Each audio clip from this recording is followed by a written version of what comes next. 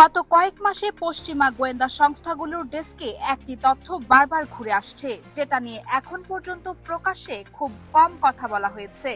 বিষয়টা হলো চীনের জিনজিয়াং এবং গানসু প্রদেশের মরুভূমিতে গড়ে ওঠা ৮০টিরও বেশি নতুন মিসাইল সাইলো।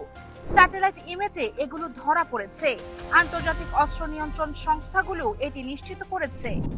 পেন্টাগনের বার্ষিক চায়না মিলিটারি রিপোর্টেও এর উল্লেখ আছে।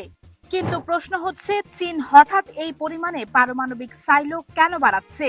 এটা কি শুধুই নিজেদের প্রতিরক্ষা, নাকি মধ্যপ্রাচ্যের বর্তমান পরিস্থিতির সাথে এর একটি সরাসরি সংযোগ আছে? আর এখান থেকেই শুরু হচ্ছে আসল আলোচনা।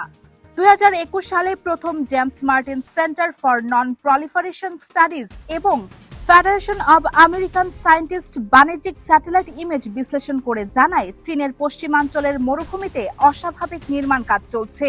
পরবর্তীতে নিশ্চিত হওয়া যায় যে এগুলো আন্তঃমহাদেশীয় ব্যালিস্টিক মিসাইল বা আইসিবিএম সাইলো। ইউমেন এলাকায় প্রায় ১২০টি এবং হামি এলাকায় আরো কয়েক ডজন সাইলোর নির্মাণ কাজ শনাক্ত করা হয়েছে। এগুলো গ্রিড প্যাটার্নে সাজানো, যা ইঙ্গিত করে এটি কোনো পরীক্ষামূলক প্রকল্প নয়, বরং একটি পূর্ণাঙ্গ অপারেশনাল ডিপ্লয়মেন্ট। পেন্টাগনের ২০২৩ সালের রিপোর্ট অনুযায়ী চীনের কাছে বর্তমানে আনুমানিক ৫০০টি অপারেশনাল পারমাণবিক ওয়ারহেড আছে এবং ২০৩০ সালের মধ্যে এই সংখ্যা ১০০০ ছাড়িয়ে যেতে পারে। এটি চীনের পারমাণবিক ইতিহাসের সবচেয়ে দ্রুত সম্প্রসারণ। চীন ইরান সম্পর্কের ভিত্তিটা বুঝতে হলে একটি মূল বিষয় বুঝতে হবে: তেল। আমেরিকার নিষেধাজ্ঞা সত্ত্বেও চীন ইরানের সবচেয়ে বড় তেল ক্রেতা। ডার্ক ফ্লিট অর্থাৎ যে ট্যাঙ্কারগুলো ট্রান্সপন্ডার বন্ধ রেখে চলে, সেগুলোর মাধ্যমে প্রতিদিন লক্ষ লক্ষ ব্যারেল ইরানি তেল চীনে পৌঁছাচ্ছে। আমেরিকা এটা জানে, কিন্তু চীনকে আটকানোর সক্ষমতা তাদের নেই। কেন নেই? কারণ চীনের বিরুদ্ধে কঠোর ব্যবস্থা নিলে বৈশ্বিক সাপ্লাই চেইনে বিপর্যয় নামবে। আমেরিকার নিজের অর্থনৈতিক ক্ষতিগ্রস্ত হবে, তাই তারা চোখ বুজে সহ্য করছে। এই তেল বাণিজ্যের বিনিময়ে ইরান কি পাচ্ছে? শুধু ডলার নয়, প্রযুক্তি, যন্ত্রাংশ এবং সামরিক হার্ডওয়্যার। এগুলো সরাসরি প্রমাণ করা কঠিন, কিন্তু পশ্চিমা গোয়েন্দা সংস্থাগুলো দীর্ঘদিন ধরে এই অভিযোগ করে আসছে। বিশেষত রাডার প্রযুক্তি, ইলেকট্রনিক ওয়ারফেয়ার সিস্টেম এবং মিসাইল কম্পোনেন্ট। এই ক্ষেত্রগুলোতে চীনের সহায়তা ইরানের প্রতিরক্ষা সক্ষমতা উল্লেখযোগ্য হারে বাড়িয়েছে বলে বিশ্লেষকদের ধারণা। আপনার কি মনে হয়, চীন শুধু ব্যবসায়িক স্বার্থে ইরানের সমর্থন করছে, নাকি এর পেছনে আরো বড় কোনো ভূরাজনৈতিক হিসাব আছে? চীন ইরান সহযোগিতার একটি অত্যন্ত গুরুত্বপূর্ণ কিন্তু কম আলোচিত দিক হলো নেভিগেশন প্রযুক্তি। আমেরিকার জিপিএস সিস্টেম দীর্ঘদিন ধরে বিশ্বের প্রায় সকল দেশের সামরিক ও বেসামরিক নেভিগেশনের মূল ভিত্তি ছিল, কিন্তু এর একটি বড় দুর্বলতা আছে। আমেরিকা চাইলে যে কোনো সময় যে কোনো অঞ্চলে জিপিএস সিগন্যাল দুর্বল বা বন্ধ করে দিতে পারে। যুদ্ধকালীন সময়ে এটি একটি ভয়ঙ্কর অস্ত্র, কারণ জিপিএস ছাড়া আধুনিক মিসাইলগুলোর নির্ভুলতা ব্যাপকভাবে কমে যায়। চীনের নিজস্ব বেইডো স্যাটেলাইট নেভিগেশন সিস্টেম এই নির্ভরতার অবসান ঘটিয়েছে। বেইডো এখন ৩৫টিরও বেশি স্যাটেলাইট নিয়ে পূর্ণাঙ্গ বৈশ্বিক কভারেজ দিচ্ছে। ইরান যদি এই সিস্টেম ব্যবহার করে এবং একাধিক সূত্র ইঙ্গিত করে যে তারা করছে, তাহলে আমেরিকার জিপিএস জ্যামিং কৌশল ইরানের বিরুদ্ধে কার্যত অকার্যকর হয়ে যায়। এর অর্থ হলো ইরানের ব্যালিস্টিক মিসাইলগুলো আমেরিকার ইলেকট্রনিক হস্তক্ষেপ সত্ত্বেও তাদের লক্ষ্যবস্তুতে নির্ভুলভাবে পৌঁছাতে পারবে। আর এই জায়গাটাই এখন সবচেয়ে বেশি আলোচনায়। পারমাণবিক কৌশলের জগতে সবচেয়ে গুরুত্বপূর্ণ ধারণাগুলোর একটি হলো সেকেন্ড স্ট্রাইক ক্যাপাবিলিটি, অর্থাৎ প্রতিপক্ষের প্রথম পারমাণবিক আক্রমণ সহ্য করার পরেও পাল্টা পারমাণবিক হামলা চালানোর সক্ষমতা। এতদিন চীনের পারমাণবিক মজুদ তুলনামূলক ছোট ছিল। আমেরিকা এবং রাশিয়ার তুলনায় তাদের ওয়ারহেড সংখ্যা ছিল সীমিত। কিন্তু এই নতুন সাইলোগুলো চীনের সেকেন্ড স্ট্রাইক সক্ষমতাকে একটি সম্পূর্ণ নতুন মাত্রায় নিয়ে যাচ্ছে। মরুভূমির গভীরে নির্মিত এই সাইলোগুলো হার্ডেন্ড, অর্থাৎ এগুলো পারমাণবিক বিস্ফোরণের চাপ এবং তাপ সহ্য করার জন্য ডিজাইন করা। আমেরিকা যদি ফার্স্ট স্ট্রাইক করে, তবুও এই সাইলোগুলোর একটি উল্লেখযোগ্য অংশ অক্ষত থাকবে এবং পাল্টা আঘাত হানতে সক্ষম হবে। পেন্টাগনের জন্য এটি গুরুতর একটি কৌশলগত সমস্যা, কারণ এতদিন আমেরিকার পারমাণবিক কৌশলের একটি মূল ভিত্তি ছিল চীনের সীমিত পারমাণবিক শক্তিকে প্রথম আঘাতেই নিষ্ক্রিয় করা যাবে। এই ৮০টি নতুন সাইলো সেই হিসাব পুরোপুরি বদলে দিয়েছে, কিন্তু আন্তর্জাতিক বিশ্লেষকরা এখন অন্য প্রশ্ন তুলছেন। এখানে একটি গুরুত্বপূর্ণ বিশ্লেষণগত পার্থক্য করা দরকার। চীনের এই পারমাণবিক সম্প্রসারণ সরাসরি ইরানের প্রতিরক্ষার জন্য, এটি বলা সম্পূর্ণ সঠিক নয়। চীন কখনো আনুষ্ঠানিকভাবে ঘোষণা করেনি যে তারা ইরানের পক্ষে পারমাণবিক ছাতা বা নিউক্লিয়ার আমব্রেলা প্রদান করবে। যেমনটি আমেরিকা, ন্যাটো সদস্য দেশগুলো জাপান এবং দক্ষিণ কোরিয়ার জন্য করে থাকে। তবে পরোক্ষ প্রভাব অত্যন্ত তাৎপর্যপূর্ণ। চীনের শক্তিশালী পারমাণবিক সক্ষমতা আমেরিকাকে বৈশ্বিকভাবে সতর্ক করে তোলে। আমেরিকা যদি জানে যে চীনের সাথে সরাসরি সংঘাতের ঝুঁকি বাড়লে তাদের নিজেদের অস্তিত্ব হুমকিতে পড়বে, তাহলে মধ্যপ্রাচ্যে আগ্রাসী পদক্ষেপ নেওয়ার ক্ষেত্রেও তারা সতর্ক হবে।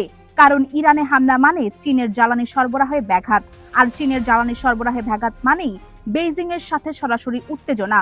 মধ্যপ্রাচ্যে চীনের স্বার্থ বুঝতে হলে একটি মানচিত্র দেখতে হবে, আর সেই মানচিত্রে সবচেয়ে গুরুত্বপূর্ণ বিন্দুটি হলো হরমুজ প্রণালী। বিশ্বের তেল সরবরাহের প্রায় 20% এই সংকীর্ণ জলপথ দিয়ে যায়। চীনের তেল আমদানির একটি বিশাল অংশ এই পথে আসে। ইরান এই প্রণালীর উত্তর তীরে অবস্থিত এবং কৌশলগতভাবে এটি নিয়ন্ত্রণ করতে সক্ষম। আমেরিকা যদি ইরানে পূর্ণমাত্রার সামরিক অভিযান চালায়, তাহলে ইরান হরমুজ প্রণালী বন্ধ করে দিতে পারে। এতে চীনের জ্বালানি সরবরাহ মারাত্মকভাবে ক্ষতিগ্রস্ত হবে। এটি চীনের অর্থনীতিতে সরাসরি আঘাত। তাই চীনের সাথে ইরানের টিকে থাকা শুধু কূটনৈতিক বন্ধুত্ব নয়, এটি জাতীয় নিরাপত্তার প্রশ্ন। ইরানের পতন মানে হরমুজ প্রণালীতে আমেরিকার একছত্র নিয়ন্ত্রণ, আর সেটি চীনের জন্য অগ্রহণযোগ্য। এই একটি বাস্তবতাই ব্যাখ্যা করে কেন চীন ইরানকে সমর্থন দিচ্ছে এবং কেন তারা নিজেদের পারমাণবিক সক্ষমতা এত দ্রুত বাড়াচ্ছে। ট্রাম্প প্রশাসন মধ্যপ্রাচ্যে ম্যাক্সিমাম প্রেসার নীতি চালাচ্ছে। ইরানের উপর কঠোর নিষেধাজ্ঞা, সামরিক হুমকি এবং ইসরায়েলকে সম্পূর্ণ সমর্থন, এই তিনটি স্তম্ভের উপর দাঁড়িয়ে আছে তাদের কৌশল। কিন্তু চীনের পারমাণবিক সম্প্রসারণ এই কৌশলে একটি বড় জটিলতা যোগ করেছে। আমেরিকা এখন একই সাথে তিনটি ফ্রন্টে চাপে আছে: মধ্যপ্রাচ্যে ইরান, পূর্ব এশিয়ায় চীন এবং ইউরোপে রাশিয়া। তিনটি ফ্রন্টে একসাথে লড়াই করার সক্ষমতা আমেরিকার আছে কিনা, এটি পেন্টাগনের ভেতরেই তীব্র বিতর্কের বিষয়। কিছু বিশ্লেষক মনে করেন চীনের এই পারমাণবিক সম্প্রসারণের একটি উদ্দেশ্য হলো আমেরিকার মনোযোগ এবং সম্পদ বিভক্ত করা। আমেরিকা যদি চীনের পারমাণবিক হুমকি মোকাবেলায় বেশি মনোযোগ দেয়, তাহলে মধ্যপ্রাচ্যে তাদের সামরিক উপস্থিতি দুর্বল হবে, আর সেটি ইরানের জন্য পরোক্ষ সুরক্ষা। এই পুরো সমীকরণে ভারতের অবস্থান অত্যন্ত জটিল। চীনের পারমাণবিক সাইলোগুলো ভারতের সীমান্তের তুলনামূলক কাছে। জিনজিয়াং থেকে ভারতের প্রধান শহরগুলোতে মিসাইল পৌঁছাতে সময় লাগবে মাত্র কয়েক মিনিট। এটি ভারতের জন্য একটি সরাসরি নিরাপত্তা হুমকি। ভারত আমেরিকার সাথে কৌশলগত সম্পর্ক গড়ে তুলেছে, কোয়াড জোটের সদস্য। চীনের সাথে সীমান্ত বিরোধ চলমান। এই প্রেক্ষাপটে চীনের পারমাণবিক সম্প্রসারণ ভারতের নিরাপত্তা পরিকল্পনাকারীদের জন্য একটি বড় চ্যালেঞ্জ। ভারত এখন নিজেদের পারমাণবিক সক্ষমতা বাড়ানোর চাপে পড়বে, এটি প্রায় নিশ্চিত, এবং সেটি দক্ষিণ এশিয়ায় একটি নতুন পারমাণবিক অস্ত্র প্রতিযোগিতার সূচনা করতে পারে। পাকিস্তানও তখন নিজেদের মজুদ বাড়াবে। এভাবে একটি ডমিনো ইফেক্ট তৈরি হবে। সবকিছু মিলিয়ে যে ছবি তৈরি হচ্ছে সেটি ঠান্ডা যুদ্ধের সময়কার পরিস্থিতির সাথে অনেকটা মিলে যায়। চীন তাদের পারমাণবিক সক্ষমতা বাড়ানো থামবে না, অন্তত 2030 সাল পর্যন্ত। ইরানের সাথে তাদের অর্থনৈতিক ও কৌশলগত সম্পর্ক আরো গভীর হবে। আমেরিকা মধ্যপ্রাচ্যে আগ্রাসী পদক্ষেপ নিতে গেলে চীনের এই পারমাণবিক বাস্তবতা তাদের হিসাবে রাখতে হবে। কিন্তু সবচেয়ে বড় অনিশ্চয়তা হলো এই পারমাণবিক সম্প্রসারণের কোনো আন্তর্জাতিক নিয়ন্ত্রণ নেই। চীন কোনো পারমাণবিক অস্ত্র হ্রাস চুক্তিতে স্বাক্ষরকারী নয়। তারা নিজেদের ইচ্ছামতো মজুদ বাড়াচ্ছে। আমেরিকা এবং রাশিয়ার মধ্যেও নিউ স্টার্ট চুক্তির ভবিষ্যৎ অনিশ্চিত। এর মানে হলো বিশ্ব এমন একটি পর্যায়ে প্রবেশ করছে যেখানে পারমাণবিক অস্ত্রের কোনো নিয়ন্ত্রণ কাঠামো নেই। আর নিয়ন্ত্রণহীন পারমাণবিক প্রতিযোগিতা ইতিহাসের সবচেয়ে বিপজ্জনক পরিস্থিতিগুলোর একটি। পরবর্তী কয়েক বছরে এই পারমাণবিক সমীকরণ মধ্যপ্রাচ্যের যুদ্ধ, তাইওয়ান সংকট এবং বৈশ্বিক শক্তির ভারসাম্য সবকিছুকে প্রভাবিত করবে। আর যদি কোনো পক্ষ ভুল হিসাব করে, তাহলে এর পরিণতি শুধু একটি অঞ্চলে সীমাবদ্ধ থাকবে না, এখন পুরো বিশ্বের নজর সেদিকেই। এই পুরো পরিস্থিতিকে আপনি কিভাবে দেখছেন? চীনের পারমাণবিক সম্প্রসারণ কি আসলে ইরানের সুরক্ষায়, নাকি এটি একটি বৃহত্তর কৌশলের অংশ?